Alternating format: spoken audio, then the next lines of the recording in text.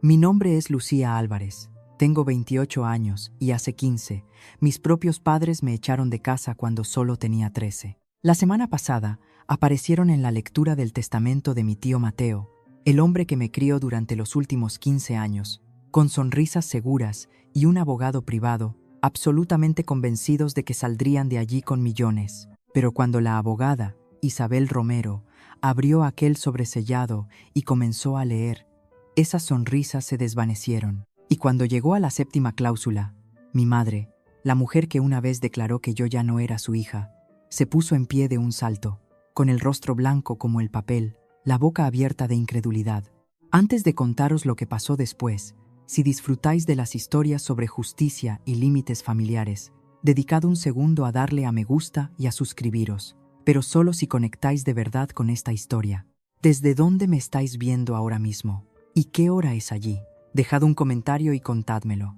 Para entender por qué mi madre reaccionó de esa manera, necesito llevaros de vuelta al verano de 2010, cuando yo era una niña de 13 años que creía ser la causa de todos los problemas de su familia. Creciendo en una casa modesta en las afueras de Bilbao, aprendí pronto que el amor en nuestra familia no se distribuía por igual. Mi padre, Ricardo Álvarez, trabajaba como mecánico de coches en un taller del centro. Era un hombre de pocas palabras, y la mayoría de esas palabras coincidían con lo que dijera mi madre. Mi madre, Sandra, trabajaba como cajera en un supermercado y dirigía nuestro hogar con la precisión de alguien que siempre sabía exactamente quién merecía qué.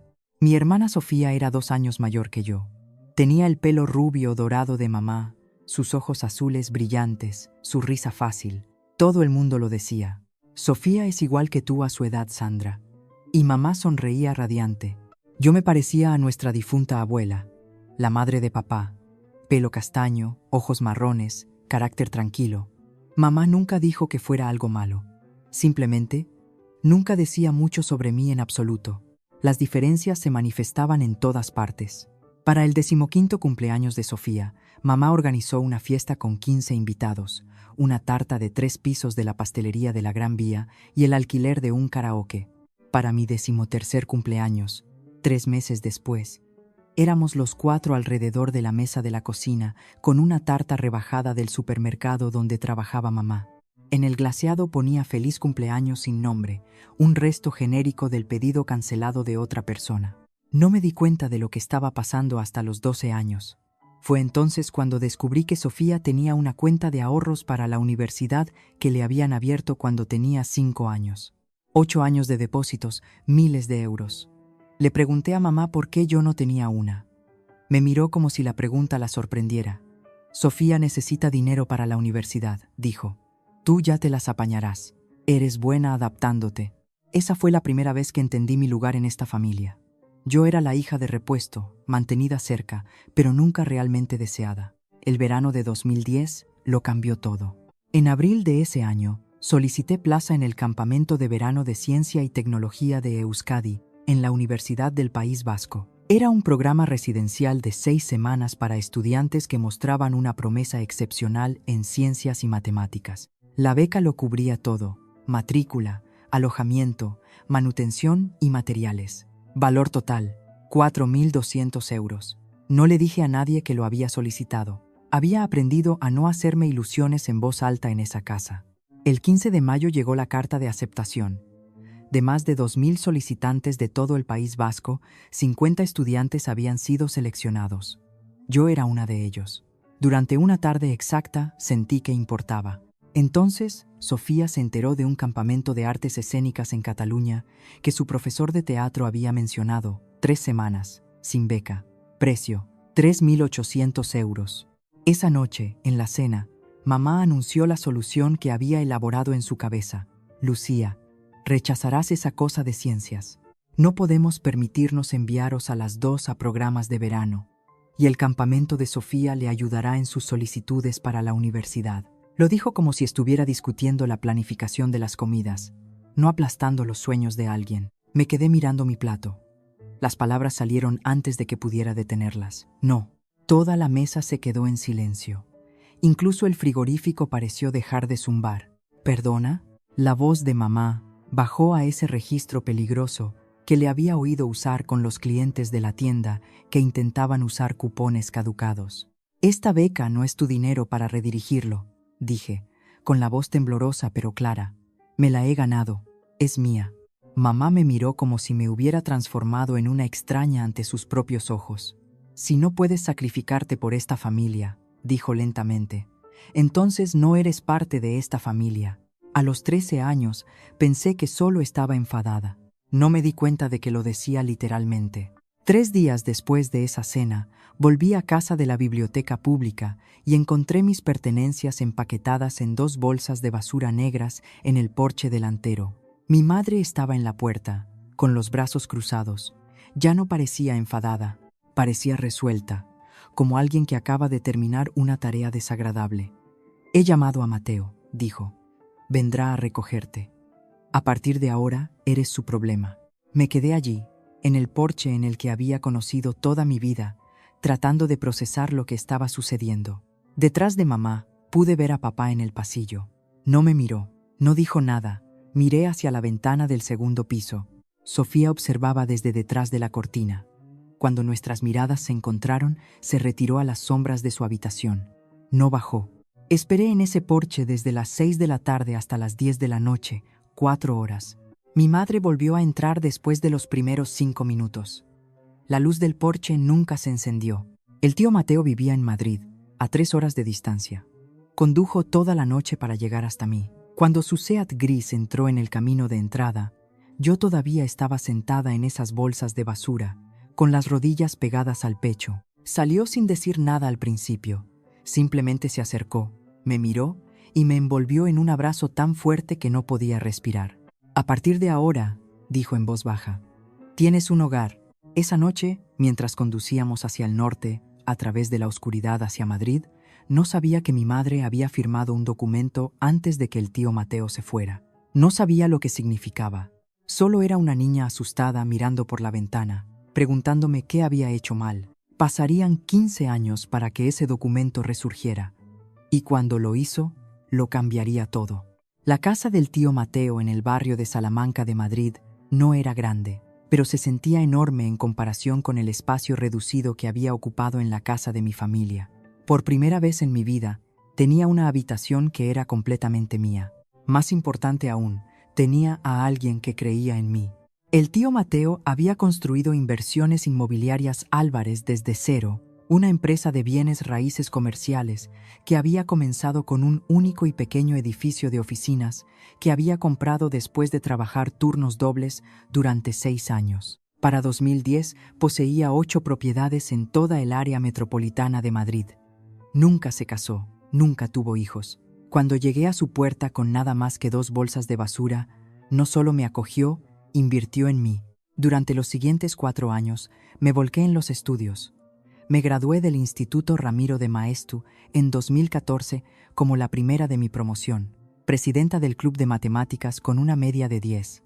La Universidad Complutense de Madrid me ofreció admisión con una beca parcial para su Facultad de Ciencias Económicas y Empresariales. Para 2018 tenía mi licenciatura en Finanzas, graduándome summa cum laude con una media de 9,8. El tío Mateo me había dado oportunidades de prácticas en Inversiones Inmobiliarias Álvarez. A partir de mi segundo año, aprendí el negocio desde la base. Introducción de datos, análisis de arrendamientos, relaciones con los inquilinos, valoraciones de propiedades.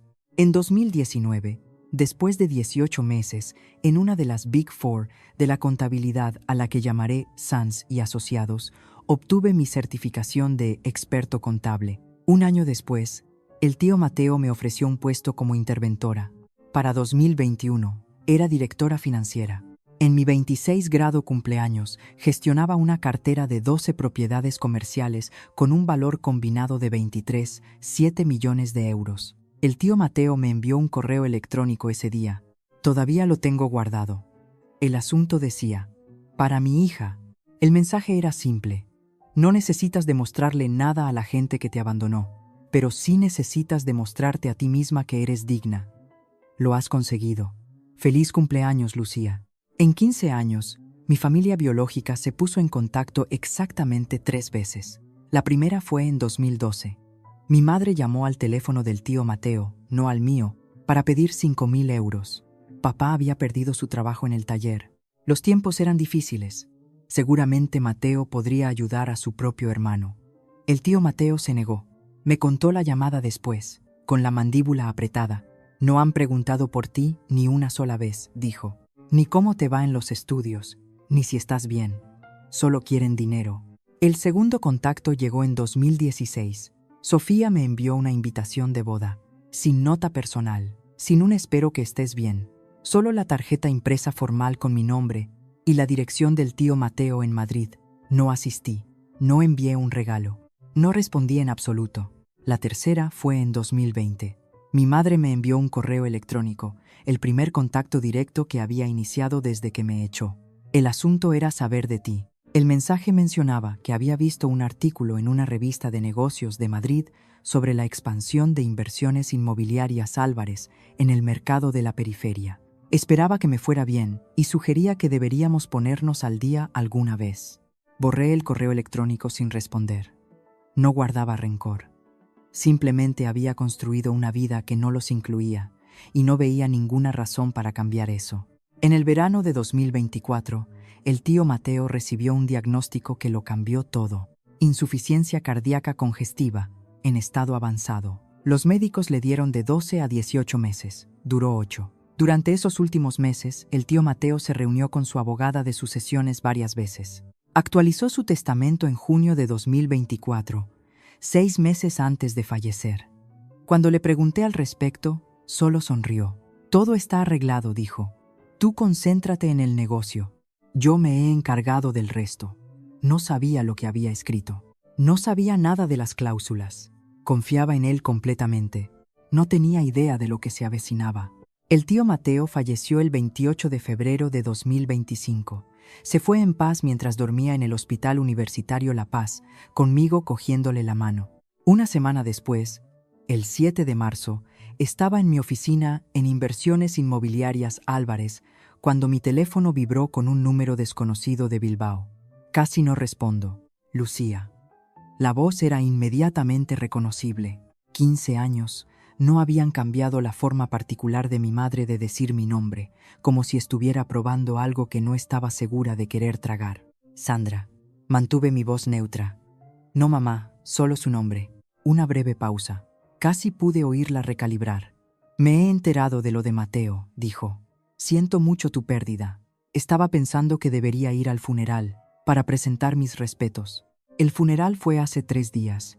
Otra pausa.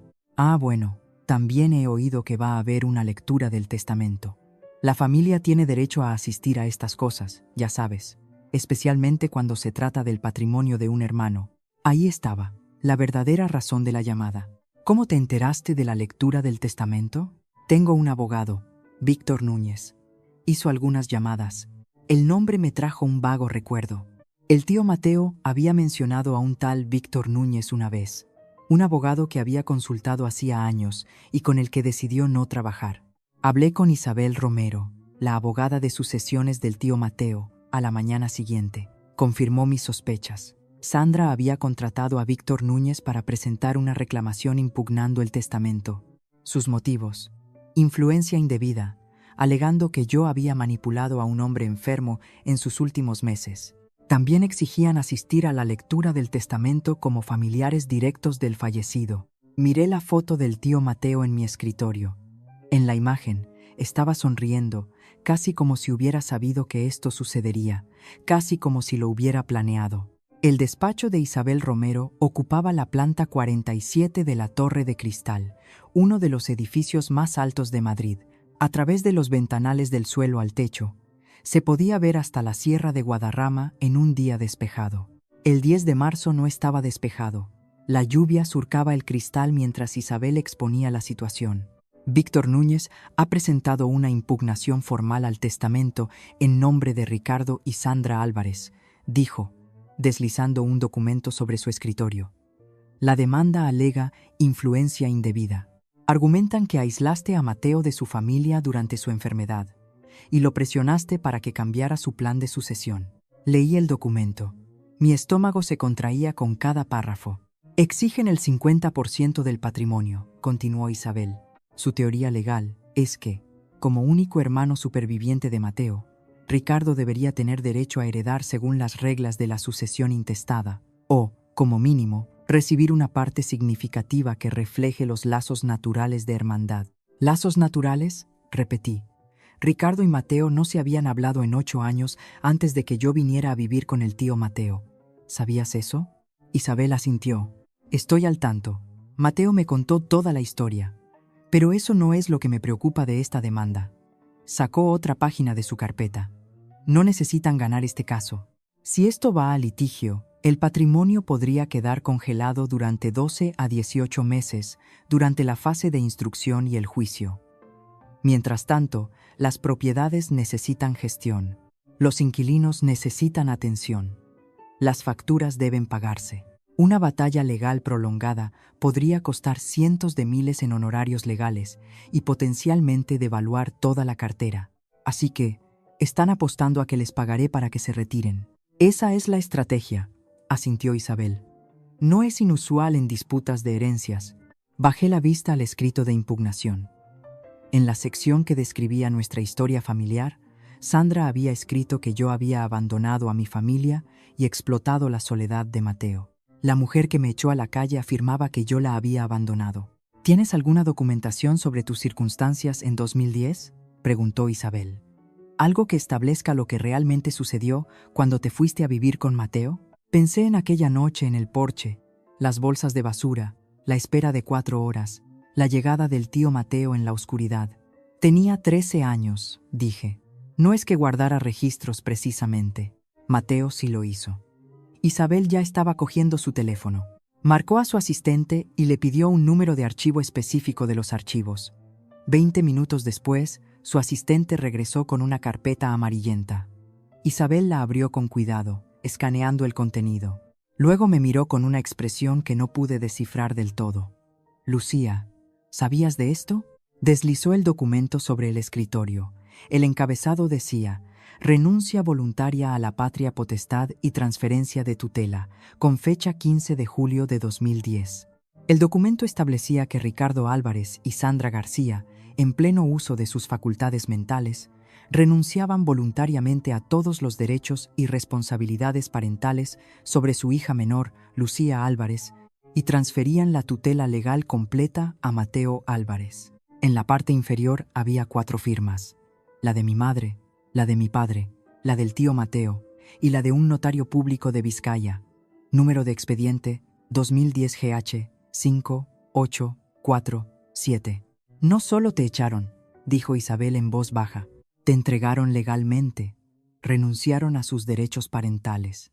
En lo que respecta a la ley, Sandra y Ricardo Álvarez dejaron de ser tus padres en el momento en que firmaron este documento. Me temblaban las manos. Tenía 13 años, sentada en un porche en la oscuridad. No tenía ni idea de que mi madre había estado firmando papeles dentro de casa. ¿Qué significa esto para su reclamación? La expresión de Isabel cambió. Significa que Ricardo no tiene legitimación para reclamar la herencia a través de una relación familiar. Legalmente, no es tu padre. Él mismo rompió esa conexión, por escrito y con testigos, hace 15 años. Isabel me ofreció 2 caminos a seguir. Opción 1. Negociamos, dijo. Me pongo en contacto con Núñez, le explico que su posición legal es más débil de lo que creen y ofrezco un acuerdo de 500,000 a 1.000.000 de euros, a cambio de que retiren su impugnación y firmen una renuncia a cualquier reclamación futura. Es más rápido, más limpio y evita cualquier espectáculo público. ¿Y la opción 2? Procedemos con la lectura del testamento según lo programado. Han exigido asistir como miembros de la familia. Les dejamos. Luego presentamos las pruebas. El documento de transferencia de tutela, la historia completa, todo lo que Mateo quería que se revelara en caso de una impugnación. Hizo una pausa. Mateo anticipó esto, Lucía. Dejó instrucciones específicas sobre cómo manejar exactamente este escenario. Quería que la verdad quedara registrada. Fui a casa esa noche y no pude dormir. Me senté en el salón de la casa que el tío Mateo me había dejado, mirando las fotos familiares en la repisa de la chimenea. Había fotos mías en cada etapa. Graduación del instituto, graduación de la universidad, el día que obtuve mi título de contable, mi primer día como directora financiera. En cada foto, el tío Mateo sonreía radiante a mi lado. No había fotos de Ricardo ni de Sandra. Ni una. Pensé en las palabras del tío Mateo de aquel correo electrónico de hace años. No les debes nada, pero te debes a ti misma la verdad. A las 7 de la mañana siguiente, llamé a Isabel. Quiero que la lectura del testamento siga adelante, dije. Sin acuerdo, sin compra. Si quieren estar presentes para esto, que lo estén. Pero no vamos a ocultar nada. ¿Estás segura? Una vez que esto se haga público. Ellos eligieron hacer esto público cuando presentaron su impugnación. Yo solo estoy respetando su elección. La lectura del testamento se programó para el viernes 14 de marzo de 2025 a las 14:00 hora en la sala de conferencias de Romero y Asociados, en 5 días. Los días siguientes fueron un torbellino de preparación. Mi mejor amiga, Elena Torres, a quien había conocido cuando se unió a Inversiones Inmobiliarias Álvarez como directora de Recursos Humanos 3 años antes, me ayudó a organizar la documentación. Era la única persona, además de Isabel, que conocía la historia completa de mi infancia. 47 correos electrónicos, dijo Elena, levantando la vista de su portátil en mi oficina el miércoles por la noche. 47 correos de Mateo para ti a lo largo de 10 años, documentando su relación contigo y sus razones para distanciarse de Ricardo. Los correos electrónicos pintaban un cuadro claro. En 2002, Ricardo le había pedido prestados 80.000 euros a Mateo, con la promesa de devolverlos en 5 años. 23 años después, no se había devuelto ni un solo euro. Esa promesa rota había fracturado su relación. Mi llegada en 2010 no tuvo nada que ver con su distanciamiento. Ya llevaba gestándose 8 años.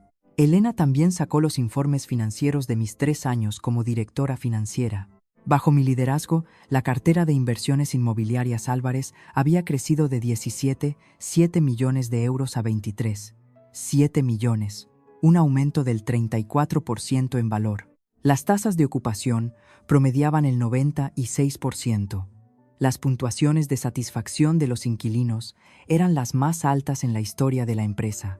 El jueves por la noche me reuní con la doctora Laura Jiménez, la terapeuta que había estado viendo desde que tenía poco más de 20 años. ¿Recuerdas por qué estás haciendo esto?, dijo. No buscas venganza, estás cerrando un capítulo. Hay una diferencia. ¿Y si siento satisfacción cuando se den cuenta de que han perdido? La doctora Jiménez sonrió amablemente. A eso se le llama justicia, Lucía. Sentirse validada cuando la verdad sale a la luz no es lo mismo que la crueldad. La pregunta es, ¿qué haces después? Conduje a casa esa noche por las calles de Madrid resbaladizas por la lluvia, pensando en sus palabras.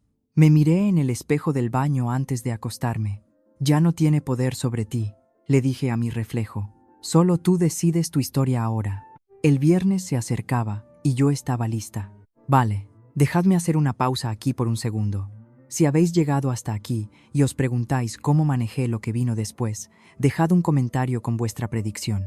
¿Qué creéis que hizo Sandra en la lectura del testamento? Y si esta historia resuena con vosotros, si alguna vez habéis tenido que establecer límites con la familia, no olvidéis suscribiros. Estamos a punto de llegar a la parte que habéis estado esperando. Ahora, volvamos a esa tarde de viernes. La sala de conferencias de Romero y Asociados ocupaba una esquina de la planta 47 con ventanales del suelo al techo que ofrecían vistas panorámicas de la Sierra de Guadarrama en la distancia. En un día despejado, habría sido impresionante. El 14 de marzo de 2025, el cielo estaba cubierto, el horizonte de un gris acero que coincidía con mi estado de ánimo. Llegué 15 minutos antes, a la 1:45 p.m. Llevaba un traje sastre azul marino, profesional, discreto. Llevaba el pelo recogido en un moño sencillo. Había aprendido del tío Mateo que las personas más poderosas en la sala nunca necesitaban anunciarse. La sala de conferencias tenía capacidad para 20 personas en la mesa principal, con sillas adicionales dispuestas a lo largo de las paredes. Cuando entré, 14 personas ya estaban presentes.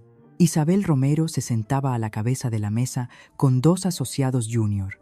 Tomás Gárate, el auditor senior de Sanz y Asociados, que había llevado las cuentas del tío Mateo durante una década, Ocupaba un asiento cerca de la ventana. Representantes de 3 organizaciones benéficas ocupaban varias sillas.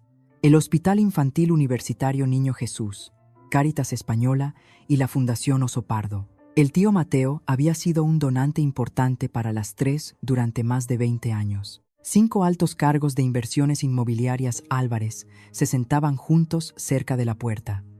Habían trabajado con el tío Mateo durante años y me conocían desde mis días de prácticas.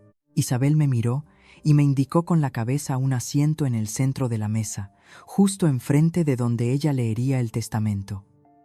Ocupé mi lugar, colocando la carpeta de documentos que Elena había preparado frente a mí. A través de la pared de cristal de la sala de conferencias podía ver el vestíbulo de los ascensores. A las 2:03 p.m., las puertas del ascensor se abrieron. Mi madre salió primero. Incluso desde el otro lado del piso, pude ver que se había vestido para la ocasión. Vestido negro, collar de perlas, maquillaje completo. Detrás de ella venían mi padre, mi hermana y un hombre con un traje caro que llevaba un maletín Montblanc. El espectáculo estaba a punto de comenzar. Sandra García entró en la sala de conferencias como si fuera la dueña. Esa siempre fue su manera, proyectando una confianza que no se había ganado, reclamando un espacio que no se le había dado. Llevaba un vestido negro que parecía nuevo, y su collar de perlas captaba las luces del techo mientras examinaba la sala con una expresión practicada de duelo digno. Detrás de ella, mi padre, Ricardo, entró arrastrando los pies, con un traje gris que ya no le quedaba del todo bien. Había ganado peso en los años desde que lo había visto. Sus ojos me encontraron brevemente, luego se desviaron. Siempre había sido bueno para mirar hacia otro lado. Sofía la siguió con un vestido rosa pastel. Una elección extraña para una lectura de testamento, como si se hubiera confundido de evento. A los 30 años, parecía cansada de una manera que no tenía nada que ver con el vuelo temprano desde Bilbao. Su abogado, Víctor Núñez, cerraba la comitiva. Era alto, de pelo plateado, con ese tipo de confianza pulida que provenía de décadas de litigios de alto riesgo. Su maletín Montblanc probablemente costó más que mi primer mes de salario en Sanz y Asociados. La mirada de Sandra recorrió la sala hasta que se posó en mí. «Ah», dijo, su voz resonando de esa manera que había perfeccionado. «¿Ya estás aquí?» No me levanté. Sandra. La sola palabra, su nombre, no mamá, la hizo detenerse a mitad de camino. Algo parpadeó en su rostro, luego se recuperó. Esperaba que pudiéramos hablar en privado antes de que esto comience. Los asuntos familiares deben ser manejados por la familia. El procedimiento comienza en 2 minutos, dije. Estoy segura de que lo que sea que tengas que decir puede esperar. Isabel Romero se levantó de su asiento. Señora García, señor Álvarez, señorita Álvarez, señor Núñez. Hay asientos dispuestos para las partes asistentes a lo largo de la pared. La mesa principal está reservada para los beneficiarios y representantes del patrimonio. La mandíbula de Sandra se tensó visiblemente. Había esperado un asiento en el centro de las cosas. En cambio, estaba siendo dirigida a los márgenes. Ni siquiera estaba en la mesa. Sandra no tomó asiento en silencio. En su lugar, se desvió pasando junto a los representantes del Hospital Niño Jesús, deteniéndose para presentarse con una expresión de practicada pena. «Soy Sandra García», dijo lo suficientemente alto como para que la mayor parte de la sala la oyera. «La cuñada de Mateo. Fuimos bastante cercanos durante muchos años antes de este desafortunado distanciamiento». Lanzó una mirada significativa en mi dirección. La representante del hospital, una mujer de unos 50 años llamada doctora Patricia Vargas, asintió educadamente, pero no dijo nada. Sandra continuó, impertérrita. Es tan trágico cómo algunas personas entran en una familia y crean división. Mateo era un hombre tan generoso, tan confiado, quizás demasiado confiado. Mantuve mis ojos en mi carpeta. No respondí. Había aprendido hace mucho tiempo que Sandra se alimentaba de las reacciones. Sofía, acomodándose en una silla contra la pared, añadió su parte. El tío Mateo solía visitarnos en Bilbao todo el tiempo cuando éramos niñas. No entiendo por qué ella se sienta ahí arriba y nosotros estamos aquí atrás. Víctor Núñez ya estaba tomando notas, su pluma moviéndose sobre un bloc de notas legal, documentando todo, construyendo su caso, buscando cualquier reacción que pudiera tergiversar. No le di nada. Sandra tomó asiento junto a Sofía, pero no había terminado. Mientras Isabel organizaba sus papeles a la cabeza de la mesa, la voz de Sandra cortó el silencio de la sala una vez más.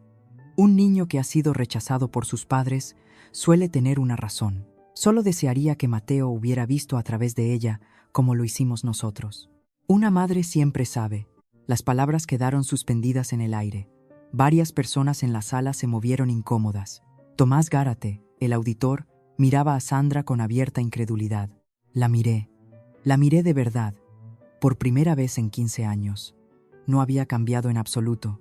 La misma certeza, la misma necesidad de controlar la narrativa, la misma convicción absoluta de que ella era la víctima.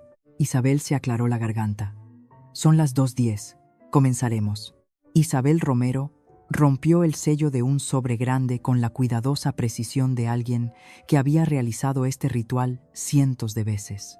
Este es el último testamento y voluntad de Mateo Álvarez, comenzó, su voz llevando el peso formal que el momento exigía. Nacido el 4 de julio de 1953, fallecido el 28 de febrero de 2025. Este documento fue otorgado el 18 de junio de 2024 y representa la expresión final de los deseos del señor Álvarez con respecto a la disposición de su patrimonio. Sandra se inclinó ligeramente hacia adelante, su collar de perlas captando la luz. Isabel continuó leyendo las secciones preliminares. El artículo 1 confirmaba la identidad y residencia de Mateo. El artículo 2 lo declaraba en su sano juicio.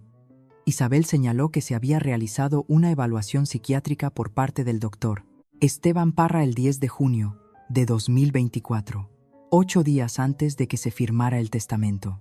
La evaluación confirmó que el señor Álvarez poseía plena capacidad testamentaria y no se encontraba bajo ninguna influencia indebida en el momento del otorgamiento, leyó Isabel. Vi a Sandra intercambiar una mirada con Víctor Núñez. Habían contado con impugnar el estado mental de Mateo. Esta documentación complicaba su estrategia. El artículo 3 revocaba todos los testamentos y codicilios anteriores. Luego, Isabel pasó al artículo 4, el inventario de bienes. En el momento del fallecimiento, el patrimonio del señor Álvarez incluía lo siguiente: 12 propiedades comerciales ubicadas en toda la Comunidad de Madrid y provincia de Guadalajara con un valor tasado combinado de 18,2 millones de euros. Cuentas de inversión que contienen participaciones diversificadas valoradas en aproximadamente 4,1 millones de euros. Efectivo y activos líquidos por un total de 1,4 millones de euros. Oí a Sofía susurrarle a Sandra: «Esos son casi 24 millones». Sandra asintió, sus ojos calculando. Isabel levantó la vista brevemente.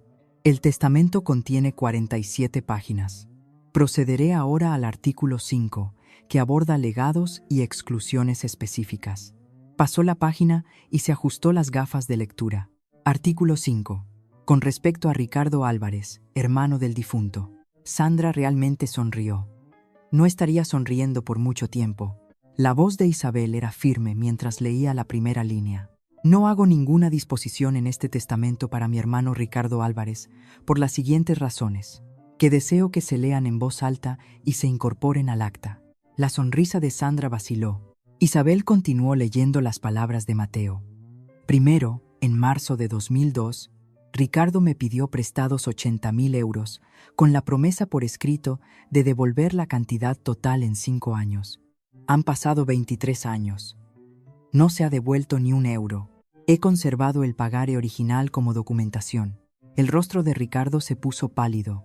No se esperaba esto. Segundo, el 15 de julio de 2010, Ricardo y su esposa Sandra ejecutaron voluntariamente un documento legal, renunciando a todos los derechos parentales sobre su hija, Lucía Álvarez, transfiriéndome la tutela completa.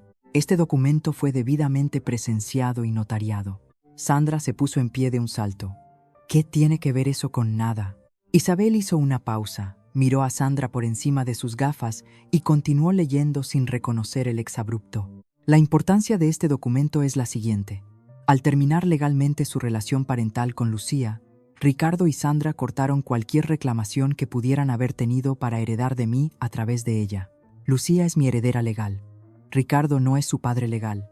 Por lo tanto, Ricardo no tiene ninguna relación familiar con mi heredera designada y ninguna legitimación para impugnar este testamento por motivos de conexión familiar. Ricardo también se levantó. Esto es ridículo. Soy el hermano de Mateo, su hermano de sangre. Víctor Núñez agarró a Ricardo del brazo, tirando de él para que se sentara, pero incluso el rostro del abogado se había puesto gris. Isabel sacó un documento de su archivo. Para que conste, la renuncia voluntaria original a la patria potestad está archivada en el Juzgado de Familia de Vizcaya, expediente número 2010-GH 5847. Tengo una copia certificada aquí, que cualquier parte puede examinar. Dejó el documento sobre la mesa. Sandra lo miró como si fuera una granada activa. Sandra no se sentó. Su compostura, esa máscara cuidadosa que había llevado a la sala, se resquebrajó visiblemente. Su voz se elevó, aguda y desesperada. Esto es una locura. Ese papel no significa nada. Seguimos siendo su familia. La voz de Isabel se mantuvo nivelada. Señora García, debo pedirle que tome asiento. Interrumpir la lectura de un testamento es un asunto que el tribunal se toma en serio. Sandra la ignoró. Me señaló directamente a mí. Ella hizo esto. Manipuló a Mateo contra su propia familia. Lo envenenó contra nosotros. La doctora Patricia Vargas, del Hospital Niño Jesús, parecía incómoda. Los representantes de las organizaciones benéficas no se habían apuntado a un drama familiar. Sofía tiró de la manga de Sandra. Mamá, siéntate. La gente está mirando. No me importa quién esté mirando. La voz de Sandra se quebró. Quiero saber cómo ha pasado esto. Mateo quería a Ricardo. Eran hermanos. Finalmente hablé. Mi voz salió tranquila, firme, de la manera en que el tío Mateo me había enseñado a hablar en negociaciones difíciles. Nunca levantes la voz. Haz que se esfuercen por oírte. Sandra, tomaste una decisión hace 15 años. Pusiste mis cosas en bolsas de basura y me dejaste en un porche en la oscuridad. Luego entraste y firmaste un documento entregándome. Tenía 13 años. La sala quedó en absoluto silencio. Esa fue tu decisión, continué. No mía, ni del tío Mateo, tuya. Todo lo que está sucediendo hoy es simplemente la consecuencia de lo que elegiste hacer esa noche. La boca de Sandra se abrió, pero no salieron palabras. La miré fijamente. No te odio, pero tampoco te debo nada. Te aseguraste de eso cuando firmaste ese papel. Víctor Núñez escribía furiosamente en su bloc de notas, aunque no podía imaginar qué estrategia creía que podría salvar. Isabel se aclaró la garganta. Sí, podemos continuar. Aún no he leído la cláusula 7. Sandra finalmente se hundió de nuevo en su silla. Pero la cláusula 7 era la que realmente acabaría con sus esperanzas. Isabel pasó a la página 12 del testamento y se detuvo. Luego leyó las palabras que lo cambiarían todo. Artículo 7. Designación de única beneficiaria. La sala contuvo la respiración. Por la presente lego la totalidad de mi patrimonio, incluyendo todos los bienes inmuebles, cuentas de inversión, activos líquidos y efectos personales, a mi hija legalmente adoptada, Lucía Álvarez. Adoptada. La palabra quedó suspendida en el aire como un trueno. El rostro de Sandra se puso blanco, literalmente blanco, como si alguien le hubiera drenado la sangre de la cabeza. ¿Adoptada? La voz de Ricardo era ronca. ¿Desde cuándo? Isabel respondió con la misma precisión calmada que había usado en todo momento. El señor Mateo Álvarez adoptó formalmente a Lucía Álvarez el 12 de septiembre de 2012, cuando ella tenía 15 años. La adopción fue finalizada en el Juzgado de Familia de Madrid, expediente número 2012 AD 3291. Como el señor y la señora Ricardo Álvarez ya habían renunciado legalmente a sus derechos parentales en 2010, no se requirió ningún consentimiento adicional. Sofía me miró fijamente. Entonces, ¿ya ni siquiera eres familia nuestra? Encontré sus ojos. No legalmente. No desde que mamá y papá me cedieron. Isabel continuó leyendo. Lucía no es simplemente una beneficiaria, es mi hija en todos los sentidos que importan. Legal, práctica y emocionalmente. Ha trabajado a mi lado durante años. Ha demostrado su competencia e integridad. Y confío plenamente en ella para continuar el trabajo que comencé. No hay nadie más merecedor de esta herencia, y nadie a quien ame más. Mi visión se nubló. Parpadeé para contener las lágrimas. El tío Mateo nunca me había hablado del lenguaje completo de esta cláusula. Lo había mantenido en secreto, esperando este momento, sabiendo que podría llegar. Sandra negaba con la cabeza lentamente, como alguien que intenta despertar de una pesadilla. «Esto no puede ser legal», susurró. «Víctor, diles que esto no puede ser legal». Víctor Núñez no respondió. Miraba fijamente su bloc de notas, con la pluma inmóvil. Sabía que el caso estaba perdido. Isabel buscó en su carpeta y sacó un sobre sellado, más pequeño que los demás. «Hay un último punto», dijo. «El señor Álvarez dejó una carta personal para Lucía, con instrucciones de que me ofrezca a leer una parte en voz alta durante este procedimiento, si Lucía consiente». Asentí, sin fiarme de mi voz. Isabel abrió el sobre con cuidado y desdobló una única página manuscrita. La caligrafía familiar del tío Mateo llenaba el papel. La misma caligrafía que había visto en tarjetas de cumpleaños, correos electrónicos y notas dejadas en mi escritorio durante 15 años. Isabel comenzó a leer. «Lucía, si esta carta se está leyendo en voz alta, significa que las cosas sucedieron exactamente como esperaba. Tu familia biológica apareció buscando dinero que nunca ganaron de un hombre que nunca les importó. Siento que tengas que pasar por esto, pero también sé que eres lo suficientemente fuerte para manejarlo». Un sonido suave escapó de la garganta de Sandra, casi un gemido. «Llegaste a mí como una niña herida, desechada por personas que deberían haberte protegido, pero no dejaste que eso te definiera. Transformaste tu dolor en determinación, tu soledad en independencia, tu rechazo en resiliencia. Nunca he estado más orgulloso de nadie en toda mi vida». La voz de Isabel se suavizó ligeramente mientras continuaba. «Yo no te salvé, Lucía. Te salvaste a ti misma. Yo solo te di un lugar para hacerlo. Todo lo que has logrado, tu educación, tu carrera, tu carácter, te lo has ganado con tu propio esfuerzo. Te dejo mi patrimonio. No porque lo necesites, sino porque lo mereces y porque sé que lo usarás para ayudar a otros de la manera que yo intenté ayudarte a ti». Las lágrimas corrían por mi rostro ahora. No intenté detenerlas. «No dejes que te hagan sentir culpable por haberlos sobrevivido. No los dejes volver a entrar a menos que tú lo elijas. No les debes nada. Te lo debes todo a ti misma. Te quiero, Lucía. Por siempre tu padre, Mateo». Sandra hizo una última jugada desesperada. Se levantó de nuevo, pero esta vez su voz había cambiado. La ira había desaparecido, reemplazada por algo que pretendía sonar como una maternidad herida. «Lucía, cariño, sé que las cosas fueron difíciles cuando eras joven. Cometí errores. Lo admito ahora. Pero todavía somos sangre. Podemos superar esto. ¿No podemos al menos hablar de dividir el patrimonio de manera justa?» Me sequé los ojos y la miré. «Renunciaste al derecho a llamarme cariño hace 15 años. Quiero impugnar este testamento», anunció Sandra a la sala. «Víctor, diles que tenemos motivos. Influencia indebida. Mateo estaba enfermo. Ella lo aisló». Víctor Núñez finalmente habló, aunque sonaba como un hombre leyendo su propio obituario. «Señora García, quizás deberíamos discutir nuestras opciones en privado». «No. Diles que vamos a luchar contra esto». Isabel interrumpió girando su tableta para que la viera toda la sala. En la pantalla había un hilo de correos electrónicos. «Señor Núñez, quizás le gustaría explicar esto a sus clientes». La sala se quedó en silencio. Isabel leyó en voz alta. «Este es un correo electrónico fechado el 3 de marzo de 2022 de Mateo Álvarez a Víctor Núñez.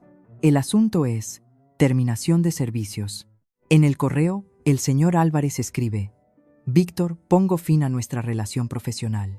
Tu consejo de que incluya a Ricardo en mi plan de sucesión, a pesar de sus años de explotación financiera y su tratamiento a Lucía, es inaceptable. Contrataré a un nuevo abogado». Levantó la vista hacia Víctor. «Usted representó anteriormente a Mateo Álvarez.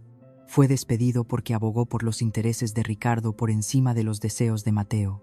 Y ahora ha aceptado este caso contra el patrimonio de Mateo sin revelar ese conflicto de intereses a sus clientes actuales». El rostro de Víctor se había vuelto del color del hormigón viejo. Sandra se giró para mirarlo fijamente. «Me dijiste que ganaríamos». No tuvo respuesta. Víctor Núñez se levantó bruscamente, recogiendo su maletín Montblanc con manos temblorosas. «Necesito revisar estos documentos», dijo. su voz despojada de su pulcritud anterior. Deberíamos discutir nuestras opciones en privado, señora García. ¿Discutir qué? La voz de Sandra volvía a subir de tono. Te vas ahora mismo, en medio de esto. Víctor no respondió. Ya se dirigía hacia la puerta, caminando con el paso rígido de un hombre que sabía que su carrera podría estar implosionando. «Víctor», le llamó Sandra. «Víctor». La puerta de la sala de conferencias se cerró tras él con un suave clic. Sandra se quedó helada, abandonada por su propio abogado frente a todos a quienes había esperado impresionar. Ricardo no había dicho una palabra en minutos. Estaba sentado, hundido en su silla, mirando al suelo. Había pasado toda su vida siguiendo el liderazgo de Sandra, y ahora ella los había llevado a ambos a un precipicio. Sofía lloraba en silencio. No podría decir si estaba molesta por el dinero o por la humillación pública. Sandra se volvió hacia mí una vez más. La máscara había desaparecido por completo. Debajo solo había desesperación. Y debajo de eso, algo que podría haber sido los primeros indicios de un verdadero arrepentimiento. Lucía. Su voz se quebró. Todavía podemos. Quiero decir, seguimos siendo una familia, ¿no? La sangre es la sangre. Tú podrías todavía. Me levanté de la mesa. Sandra, dejaste de ser mi familia el 15 de julio de 2010. Tú misma firmaste el documento. Yo no tomé esa decisión. La tomaste tú. Recogí mi carpeta y la miré fijamente. No te odio.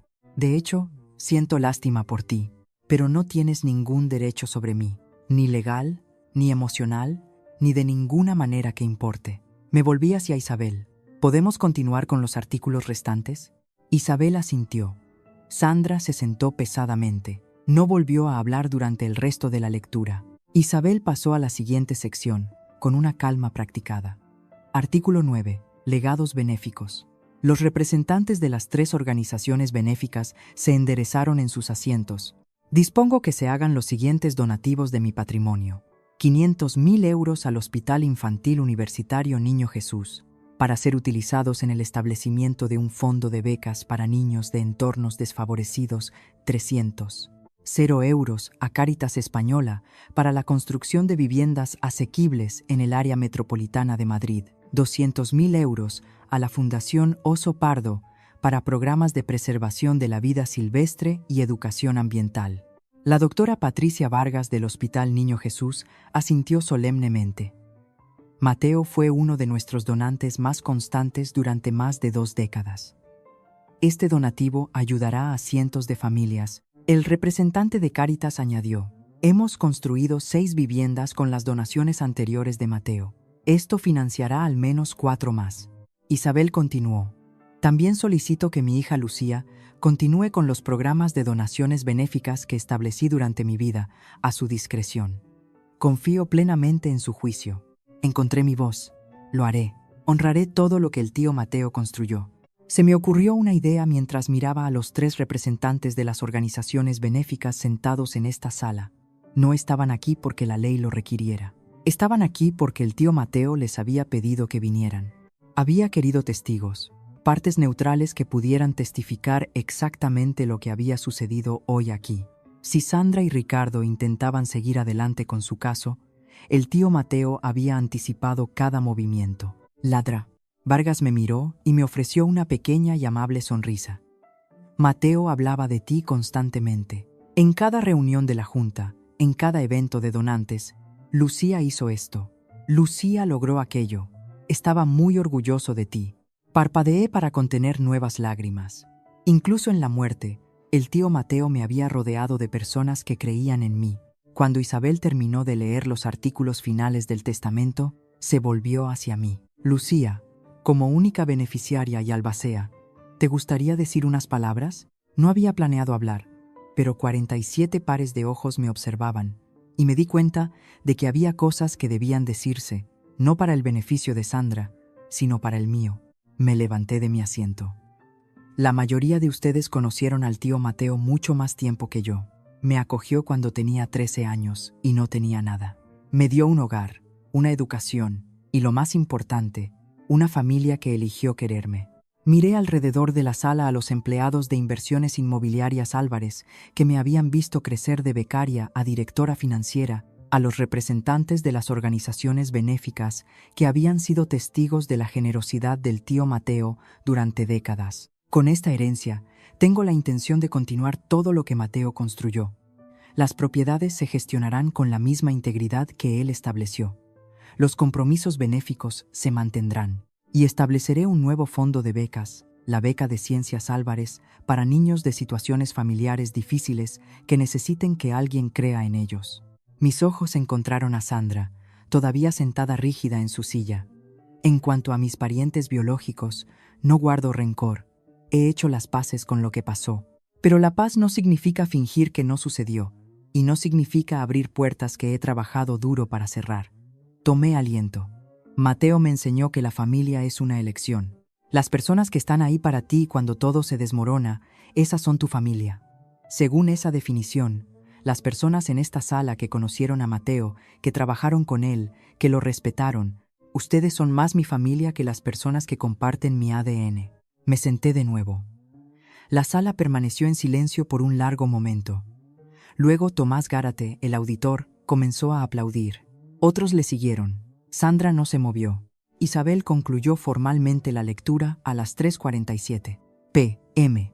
El testamento ha sido leído en su totalidad. Se han cumplido todos los requisitos legales. Señorita Álvarez, puede ponerse en contacto con nuestro despacho la próxima semana para comenzar el proceso de transferencia. El patrimonio debería estar completamente liquidado en un plazo de 14 días hábiles. La gente comenzó a levantarse. Las conversaciones murmurando volvieron a la vida alrededor de la sala. Sandra se levantó lentamente, como una mujer que había envejecido 10 años en 2 horas. Ricardo ya se arrastraba hacia la puerta, sin mirar a nadie.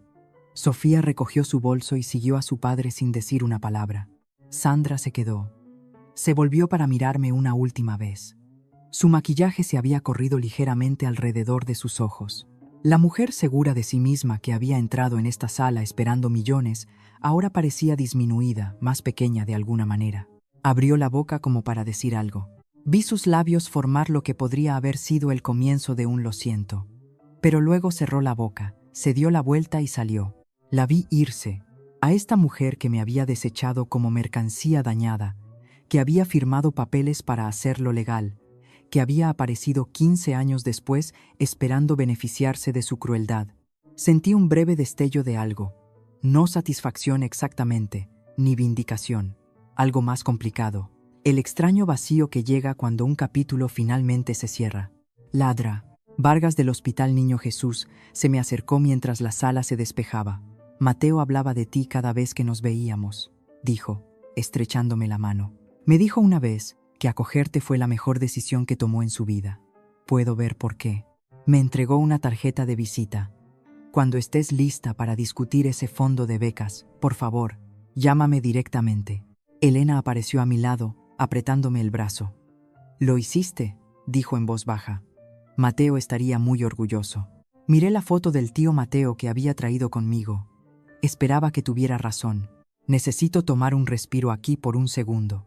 Ese fue el momento que había estado temiendo y esperando al mismo tiempo. Si alguna vez has tenido que enfrentarte a alguien que te hizo daño, alguien que todavía creía que era la víctima, sabes lo agotador que es. ¿Has pasado por algo similar? Cuéntamelo en los comentarios. Y si quieres saber qué pasó después de que esa sala de conferencias se vaciara, quédate conmigo. La historia no ha terminado. Una semana después de la lectura del testamento, Isabel Romero presentó una queja formal ante el Ilustre Colegio de la Abogacía de Madrid. El asunto: las violaciones éticas de Víctor Núñez. No le pedí que lo hiciera. Lo hizo porque era su obligación profesional. Cuando un abogado es testigo de que otro abogado viola las normas de conducta profesional, se requiere que lo informe. La queja describía 3 violaciones. Primero, conflicto de intereses. Núñez había representado previamente a Mateo Álvarez y obtenido información confidencial sobre su planificación patrimonial. Segundo, falta de revelación. Núñez nunca le dijo a Sandra o Ricardo sobre su relación previa con Mateo. Tercero, tergiversación. Núñez había hecho creer a sus clientes que tenían un caso sólido cuando sabía, o debería haber sabido, que su posición legal estaba fundamentalmente comprometida. Isabel me mantuvo informada durante todo el proceso. 2 meses después de la presentación, a finales de mayo de 2025, el Colegio de Abogados emitió su resolución. Víctor Núñez fue suspendido del ejercicio de la abogacía durante 6 meses. También fue multado con 15.000 euros y se le exigió completar formación adicional en ética. A las pocas semanas de la suspensión, 3 de los clientes más grandes de Núñez transfirieron discretamente sus asuntos a otro lugar. Me enteré por los cotilleos de la comunidad legal que los ingresos de su bufete cayeron aproximadamente 200.000 euros ese año. Elena me preguntó una vez si sentía satisfacción por la caída de Núñez. Yo no le hice nada, le dije. Se lo hizo a sí mismo. Simplemente estuve allí cuando las consecuencias lo alcanzaron. Esa era la verdad. No había buscado venganza contra Víctor Núñez. No había presentado la queja. No había presionado para su suspensión. Él había tomado sus propias decisiones. Aceptar un caso que sabía que estaba éticamente comprometido, mentir a clientes que confiaban en él, apostar a que podía ganar por intimidación en lugar de por méritos. Su carrera sufrió por lo que eligió hacer. Algunas personas construyen sus propias prisiones sin ninguna ayuda. 3 semanas después de la lectura del testamento, apareció un correo electrónico en mi bandeja de entrada de sandragarcia1969@gmail.com. Asunto: por favor, lee. El mensaje era más largo de lo que esperaba. Sandra nunca había sido de comunicación escrita. Prefería las llamadas telefónicas donde podía controlar el tono, interrumpir, redirigir. Lucía, sé que probablemente no leerás esto, pero necesito decir algunas cosas. He estado pensando en lo que pasó en la lectura del testamento. Estaba enfadada y dije cosas que no debería haber dicho. Pero quiero que sepas que ahora entiendo que cometí errores cuando eras joven. Estaba abrumada. Tu padre y yo estábamos luchando económicamente. Las cosas se nos fueron de las manos. No pido dinero. Pido una oportunidad para arreglar las cosas. Seguimos siendo familia, Lucía. La sangre no desaparece simplemente por unos papeles legales. Soy tu madre. Nada puede cambiar eso. ¿Podemos hablar? Creo que si nos sentáramos juntas, podríamos resolver esto. Te quiero. Siempre lo he hecho. Mamá. Leí el correo electrónico 3 veces. Luego llamé a la doctora Jiménez, mi terapeuta, y se lo leí por teléfono. ¿Qué notas en el correo electrónico?, preguntó. Lo pensé. Reconoce errores, pero no nombra cuáles fueron. Culpa a las circunstancias, problemas económicos, estar abrumada. Dice que no pide dinero, pero luego cambia a resolver esto. Y todavía se llama a sí misma mamá, aunque renunció a ese derecho. ¿Qué quieres hacer? Tardé 2 días en escribir mi respuesta. Tenía 4 frases. Sandra, he leído tu correo electrónico. Te perdoné hace mucho tiempo, por mí, no por ti. Pero no quiero una relación contigo. Por favor, no vuelvas a contactarme. Lucía no respondió. No sentí culpa, solo claridad. 2 meses después de la lectura del testamento, llegó una carta a mi dirección de Madrid. No un correo electrónico, una carta real, escrita a mano en papel normal, metida en un sobre ligeramente arrugado con un matasellos de Bilbao. El remitente era T. Gómez. Sofía había tomado el apellido de su exmarido cuando se casó. La abrí a regañadientes, esperando más manipulación. Lo que encontré fue diferente. Lucía, no te escribo para pedirte nada. No quiero dinero, no quiero perdón. Solo necesito decir algo que debería haber dicho hace 15 años.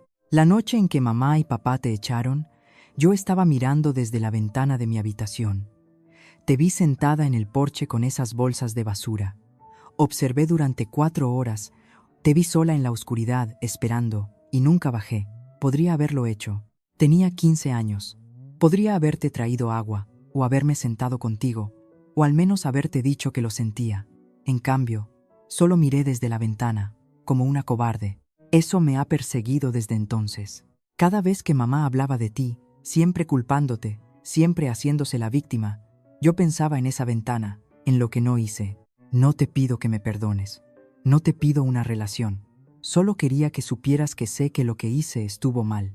Te fallé cuando más necesitabas a tu familia. Merecías algo mejor de tu hermana mayor. Si no quieres volver a saber de mí, lo entiendo. Pero no podía dejar pasar otro año sin decirte la verdad.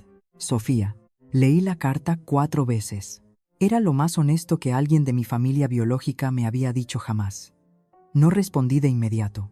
Necesitaba tiempo para averiguar qué quería hacer, si es que quería hacer algo, con esta apertura inesperada. Pero por primera vez en 15 años, sentí algo más que distancia cuando pensaba en mi hermana. 4 meses después de la lectura del testamento, finalmente le respondí a Sofía.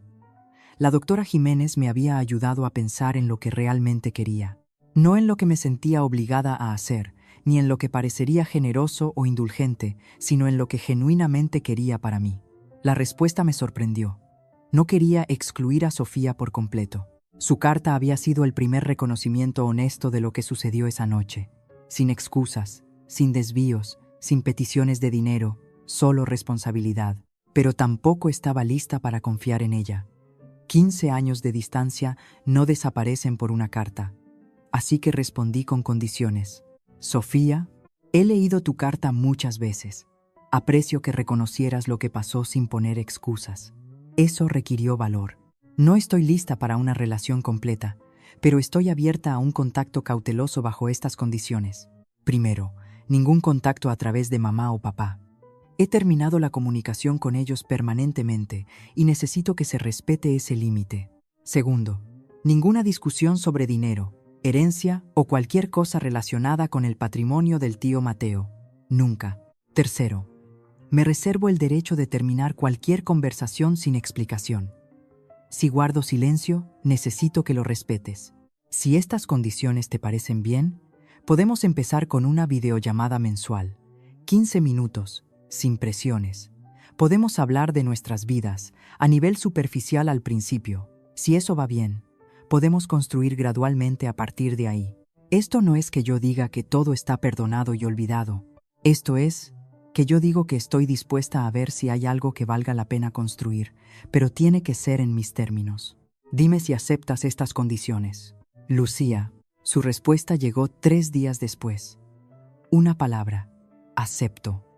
Programé nuestra primera llamada para el sábado siguiente, 15 minutos. Era todo a lo que podía comprometerme, pero era un comienzo. La primera videollamada con Sofía tuvo lugar un sábado por la tarde en septiembre de 2025, 6 meses después de la lectura del testamento. Me senté en el despacho de mi casa con el portátil abierto, viendo la cuenta atrás de los segundos hasta las 2 p.m. El corazón me latía más rápido que durante la lectura del testamento. Esto se sentía más peligroso de alguna manera. Enfrentarme a Sandra había sido para defenderme de un ataque. Esto era elegir ser vulnerable. La llamada se conectó. El rostro de Sofía llenó la pantalla. Se veía diferente a como estaba en la lectura del testamento. Menos maquillada, más cansada, pero también de alguna manera más real. «Hola», dijo. «Hola». Nos miramos fijamente por un momento. 15 años comprimidos en un rectángulo de videollamada.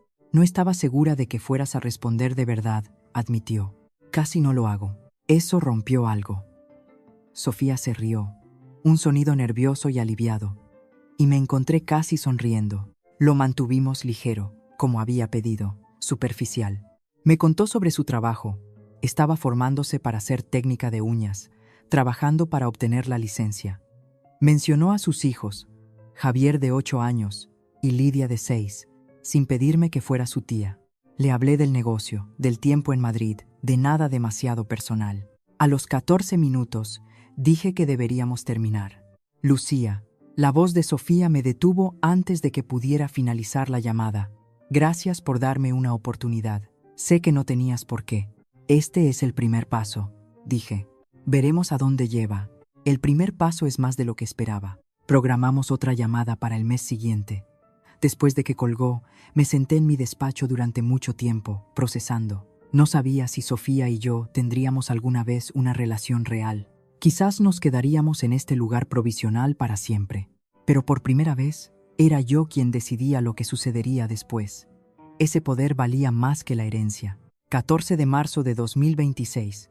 Exactamente un año desde la lectura del testamento que lo cambió todo.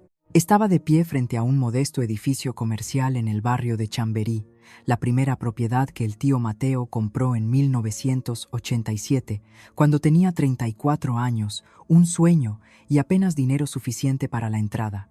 El edificio había sido renovado el otoño pasado. Ventanas nuevas, sistema de climatización actualizado, paisajismo renovado. Pero hoy estaba aquí por algo más. Se había montado una placa de bronce junto a la entrada principal. Edificio Mateo Álvarez, en memoria de un hombre que eligió el amor por encima de la sangre. 1953 hasta 2025. Toqué las letras de su nombre, sintiendo el metal frío bajo mis dedos.